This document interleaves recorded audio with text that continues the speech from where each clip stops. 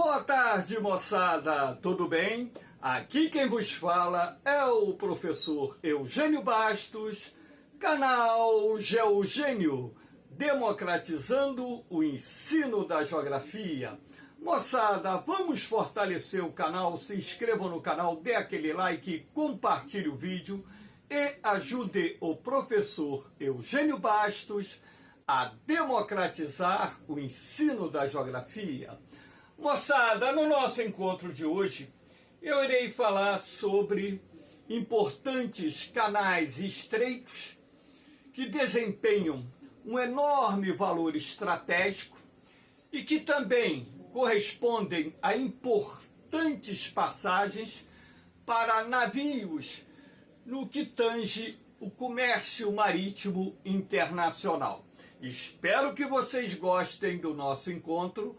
Havendo qualquer dúvida, deixe a sua pergunta na parte dos comentários, que eu terei o máximo prazer de respondê-la. Nada melhor do que essa imagem para que nós podemos observar, ou possamos observar, através do planisfério, as principais rotas marítimas comerciais, não só presentes nos oceanos Pacífico, Atlântico, assim como no Índico. E essas rotas marítimas comerciais, em alguns pontos, passam por importantes estreitos e canais que desempenham um enorme valor estratégico para a segurança da navegação marítima internacional e, consequentemente, para o comércio internacional. E agora, recentemente, no transcurso das últimas semanas, após o início do conflito entre Israel, Hamas e Jihad Islâmica, os Houthis, grupo que domina parte do território do Iêmen, decidiram atacar navios comerciais que passam não só pelo Golfo de Aden, assim como pelo Mar Vermelho, e que precisam atravessar o Estreito de Bab el-Mandeb, e sendo assim, acabou forçando potências ocidentais como Estados Unidos e a Inglaterra a intervirem nesses ataques e dessa forma garantir a passagem aberta para os navios mercantes. Então, a ideia de gravar essa aula foi justamente mostrar a vocês onde se encontram os mais importantes estreitos e canais do mundo e o valor estratégico desses estreitos e canais, não só para a navegação marítima internacional, assim como para o comércio mundial. E sendo assim, vamos aqui mostrar o Estreito de Hormuz, localizado entre os Emirados Árabes Unidos, que se encontra aqui nessa península, que é o extremo, na verdade, da Península Arábica, e aqui nós temos o Irã. O Estreito de Hormuz, na verdade, é uma passagem de grande valor estratégico que se encontra entre o Golfo Pérsico e o Golfo de Omã, lembrando que o Golfo de Omã faz parte do Oceano Índico.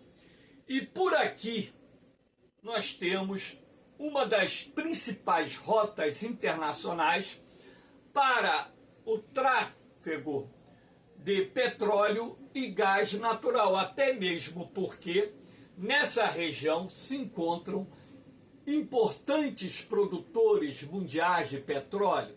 Nós temos aqui não só a Arábia Saudita, os Emirados Árabes Unidos, nós temos Catar, nós temos Bahrein, nós temos Kuwait, nós temos o Iraque, o próprio Irã.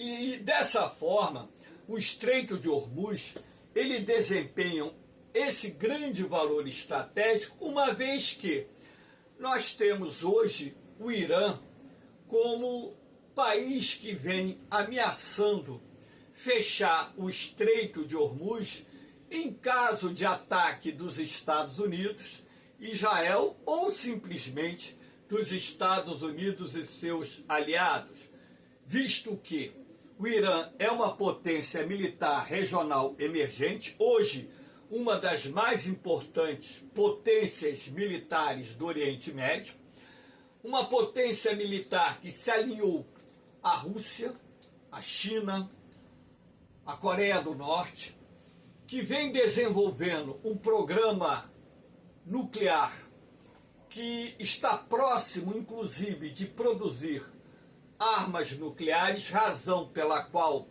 existe essa ameaça iminente de um ataque dos Estados Unidos e seus aliados, incluindo-se aí Israel, a infraestrutura militar do Irã, principalmente as instalações nucleares e as fábricas de armamentos do Irã, o que poderia deflagrar uma guerra de grandes proporções no Oriente Médio e levar o Irã a fechar o Estreito de Hormuz. Lembrando que a indústria bélica iraniana não só desenvolveu a capacidade de produção de mísseis balísticos, como também tem uma grande quantidade de mísseis antinavios que facilmente iriam atingir seus alvos, não só aqui no Estreito de Hormuz, assim como o Golfo de Omã, porque o Irã está aqui, assim como no Golfo Pérsico, o que certamente é uma ameaça de grande remonta aos interesses dos países árabes alinhados aos Estados Unidos e também aos interesses de outras potências ocidentais que estão apoiando os Estados Unidos direta e indiretamente nessa questão de tentar deter o avanço do programa nuclear iraniano e essa eminente ameaça que esse programa traz para a paz e a segurança mundial. Lembrando que o Irã hoje é um dos principais fornecedores de armas à Síria, é o principal fornecedor de armas aos Houthis. O Irã fornece armas ao Hezbollah, que é um grupo fundamentalista islâmico sediado no Líbano. O Irã é hoje o principal fornecedor de armas do Hamas e da Jihad Islâmica, que são dois grupos fundamentalistas islâmicos que atuam na faixa de Gaza e que nesse momento estão em guerra contra o Estado de Israel. Aqui nós temos também uma outra imagem para mostrar a vocês o seguinte, que o Estreito de Hormuz ele tem 160 quilômetros de comprimento e o seu trecho mais estreito 33 quilômetros de largura, o que, portanto, torna qualquer navio mercante e até mesmo militar um alvo fácil para os mísseis antinavios que pertencem ao arsenal iraniano e que são produzidos por aquele país.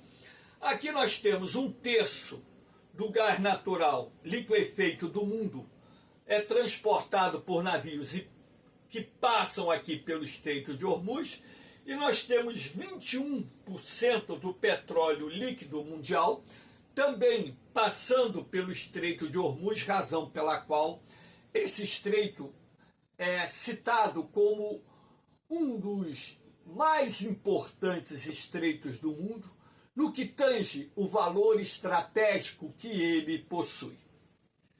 Aqui nós temos o Estreito de Bab el-Mandeb, aqui nós temos o Iêmen, aqui temos a Arábia Saudita, do lado de cá nós temos a Eritreia, e aqui nós temos o Golfo de Aden, o Mar Vermelho, por onde também nós temos a passagem de uma grande quantidade de navios mercantes que estão se dirigindo ao continente europeu e até mesmo a parte oriental da América do Norte. Então, porque o Mar Vermelho, através do canal de Suez, que não aparece aqui na sua plenitude, só um pedacinho dele aqui em cima, faz a conexão com o Mar Mediterrâneo.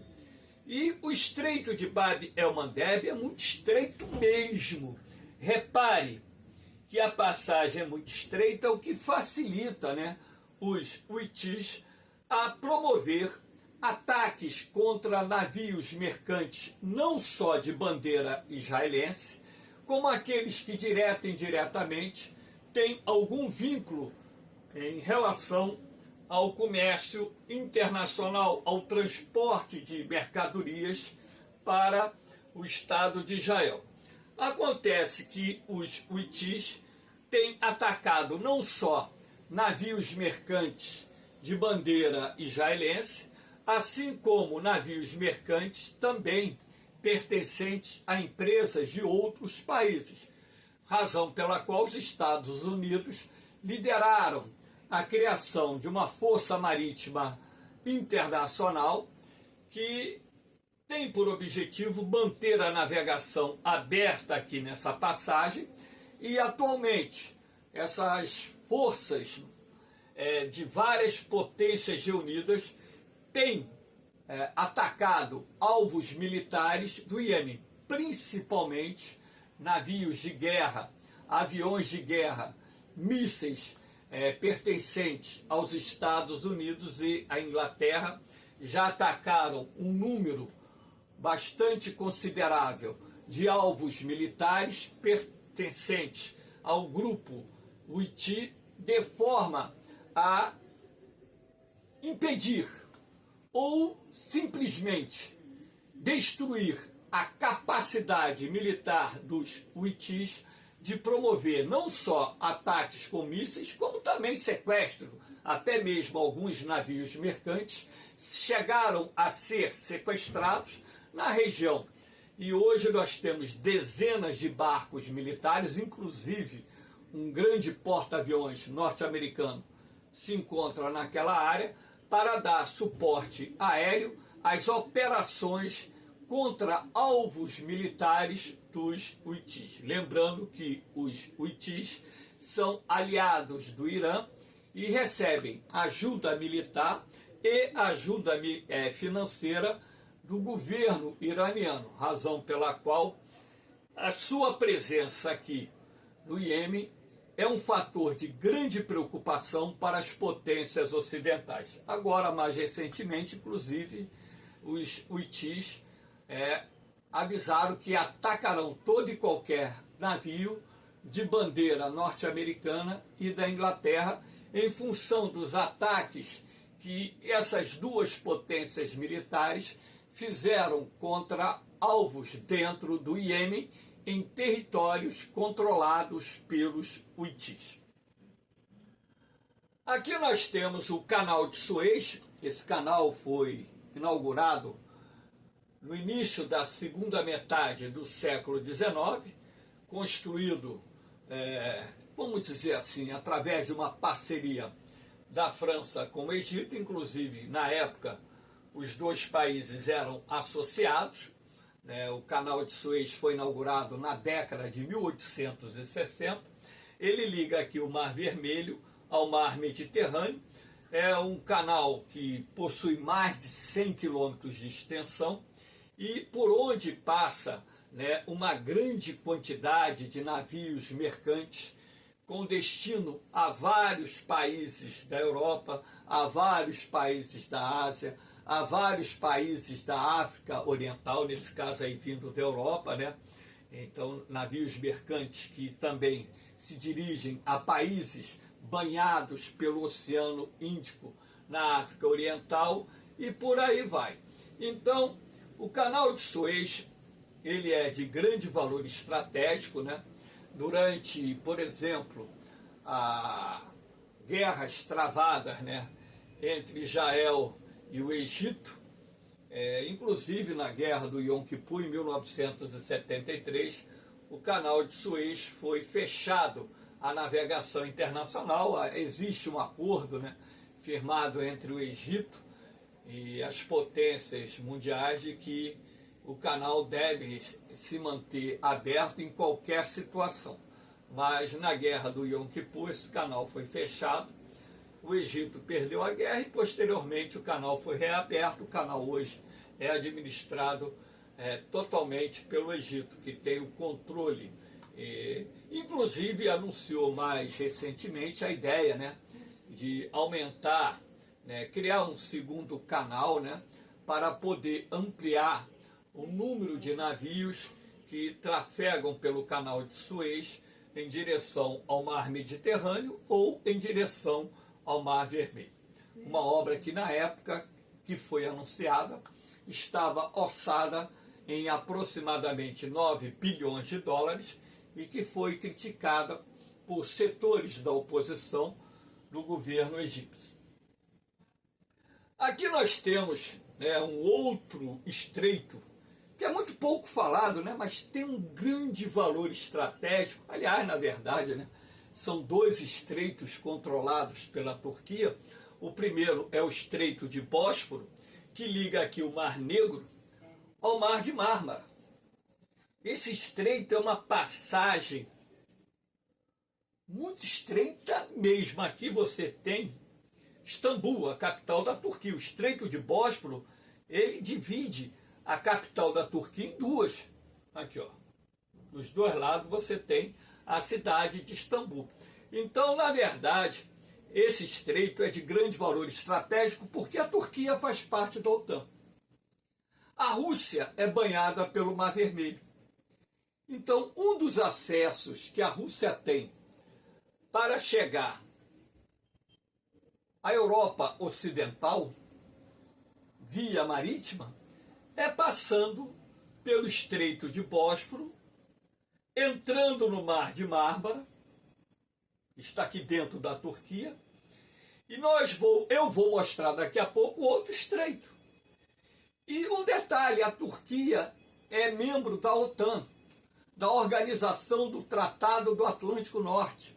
Olha a complexidade desse estreito e o problema para a Rússia em caso de uma guerra convencional contra os países da OTAN. A sua frota baseada no Mar Vermelho não teria condições de chegar ao Mar Mediterrâneo, porque fatalmente a Turquia afundaria os navios de guerra russos e até submarinos que tentassem passar pelo Estreito de Bósforo. Olha a importância estratégica desse estreito, inclusive para a doutrina militar da OTAN e o controle da frota da Rússia baseada no Mar Negro. Lembrando que a Rússia é banhada pelo Mar Glacial Ártico, a Rússia é banhada pelo Oceano Pacífico, a Rússia também tem território banhado pelo Mar Báltico. Na verdade, a Rússia tem outras saídas para o mar que são utilizadas. Parte da grande frota militar da Rússia está em bases fora do Mar Negro, inclusive tem uma base naval russa no território sírio, aí nesse caso dentro já do Mar Mediterrâneo, mas ali não são baseados muitos navios de guerra russos, apenas poucos navios de guerra.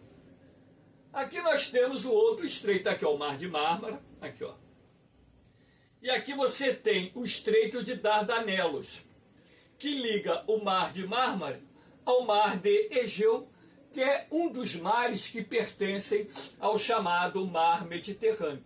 Então aqui você vê que o Estreito de Dardanelos também é uma outra passagem estratégica que faz a conexão do Mar Negro com o Mar de Egeu. E dessa forma, né, esses dois estreitos têm um grande valor estratégico, não só para a navegação mercante, assim como também em caso de guerra, para impedir a navegação de embarcações de guerra da Rússia com destino ao Mar Mediterrâneo. E a Turquia, hoje podemos assim considerar, é uma das potências militares emergentes mais importantes do mundo. O poderio militar da Turquia vem crescendo, vem ficando cada vez maior e a Turquia não só tem uma indústria bélica com capacidade hoje, inclusive, de produzir seus próprios caças, como estaleiros navais que estão produzindo seus navios de guerra. A Turquia desenvolveu capacidade de produção de mísseis balísticos, mísseis de cruzeiro, enfim. E dessa forma, o país é uma potência militar emergente que, aliada à OTAN, na verdade, está numa posição estratégica, porque, cortando o território turco, existem dois estreitos, o Estreito de Bósforo e o Estreito de Dardanelos, mais o Mar de Mármara, que fazem a conexão do Mar Negro com o Mar de Egeu, que na verdade é parte componente do Mar Mediterrâneo. Isso tudo tem uma grande chance, inclusive, pessoal, de cair em prova, viu? Grande chance mesmo. Aqui nós temos o Estreito de Malaca, que também é muito importante porque ele faz a ligação, né?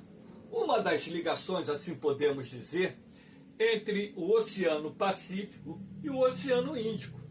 O Estreito de Malaca, ele separa a Malásia da Indonésia. E aqui, no extremo sul da Península da Malásia, ou Península da Indochina, como queiram chamar também, você tem aqui Singapura, que é um dos tigres asiáticos e é um dos países que também tem uma economia bastante forte, apesar de ser muito pequenininho. Então o Estreito de Malaca, ele possui, né, mais de 100 quilômetros de extensão, na verdade, né, algo em torno de 930 quilômetros de extensão. É uma passagem estratégica porque encurta o tempo de viagem da navegação comercial que liga o Oceano Pacífico, ou pelo menos os países orientais do continente asiático, ao Oceano Índico, logicamente países do sul da Ásia, países do Oriente Médio e até mesmo países do continente africano. Lembrando que existem outras passagens, outras conexões que podem ser utilizadas a nível de ligação entre os oceanos Pacífico e Índico, só que o tempo de viagem, o custo do frete acaba aumentando, razão pela qual, por aqui, na verdade, trafegam, ou navegam, melhor dizendo, né, mais de 80 mil navios por ano, navios mercantes, razão pela qual o Estreito de Malaca é considerado um dos mais importantes, e aqui ele faz parte da principal rota comercial existente no mundo. Aqui nós temos um outro estreito de grande valor estratégico, o Estreito de Gibraltar, que na verdade separa, né, o Marrocos da Espanha, né? Aqui você tem à direita o Mar Mediterrâneo, aqui você tem o Oceano Atlântico e o Estreito de Gibraltar. Então, sendo assim, também é uma passagem de grande valor estratégico que, em caso de conflito, né, coloca em risco a passagem de navios comerciais, navios de guerra, enfim. Então, o Estreito de Gibraltar, inclusive de uma margem, né, do litoral do Marrocos, você vê a Espanha e vice-versa. Tamanha a proximidade, né? Na verdade, se eu não me engano, o ponto mais estreito tem menos de 20 quilômetros de largura e você consegue ver o outro lado da margem, razão pela qual esse estreito é de grande valor estratégico, até mesmo porque possibilita, né, a passagem de uma grande quantidade de navios mercantes que abastecem diversos países do norte da África, do continente europeu, e vice-versa, né? Também permitindo a passagem de navios mercantes procedentes da Europa e do norte da África, com destino aos mercados, sobretudo pertencentes à África Ocidental, o litoral atlântico da África e o litoral oriental de todo o continente americano. além, é claro, né, de possibilitar que essas embarcações também se dirijam, né, para os países da Europa setentrional.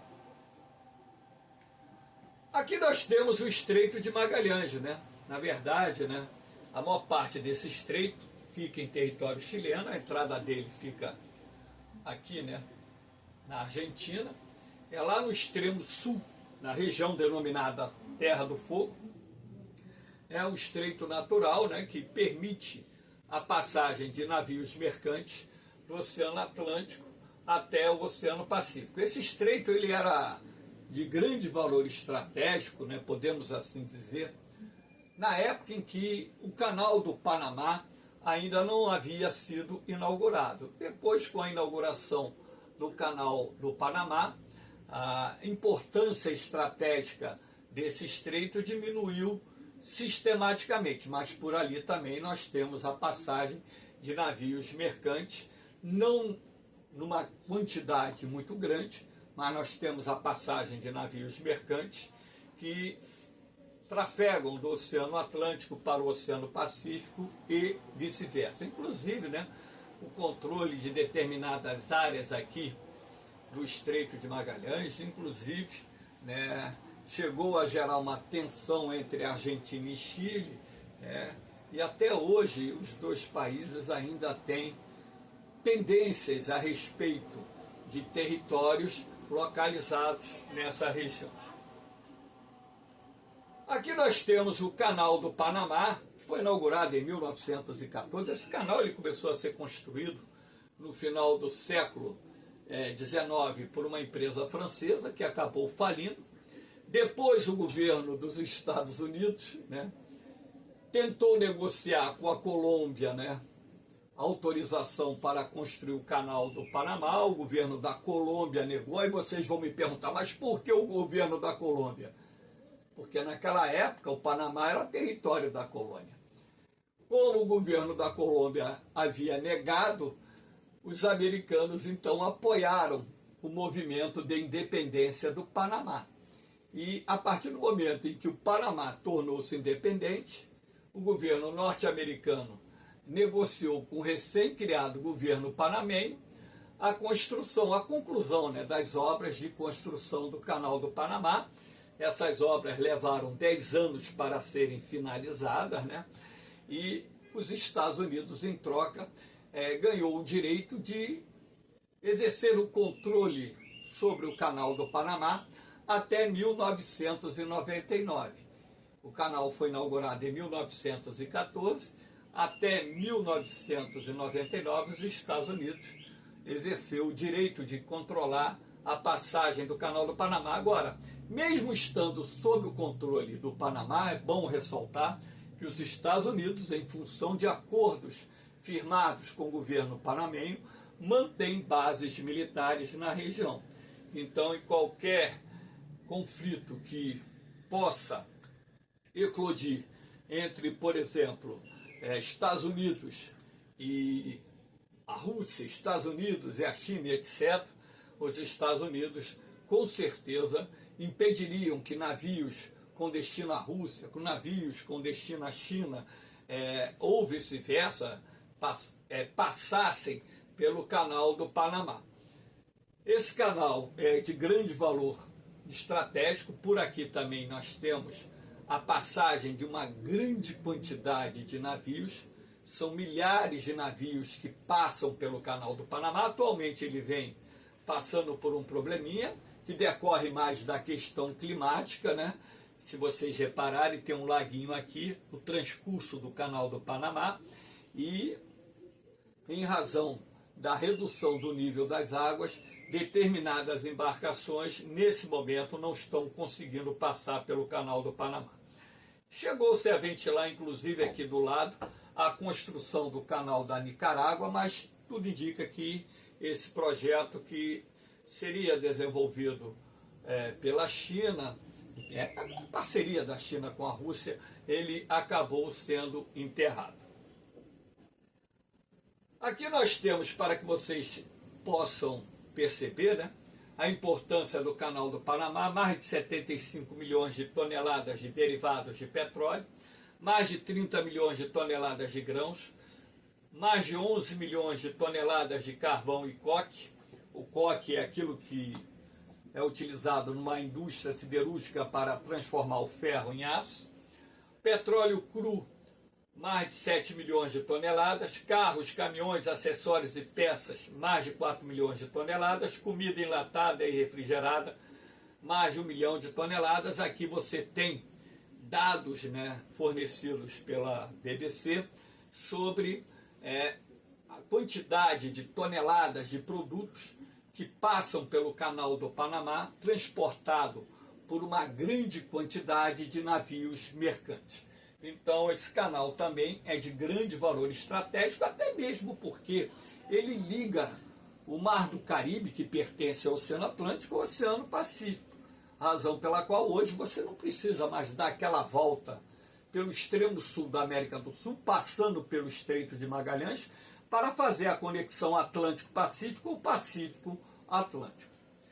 Aqui nós temos o Estreito de Bering, né, que está localizado entre o Alasca e Vladivostok, aproximadamente 30 a 33 quilômetros de largura, que separam a América do Norte do continente asiático.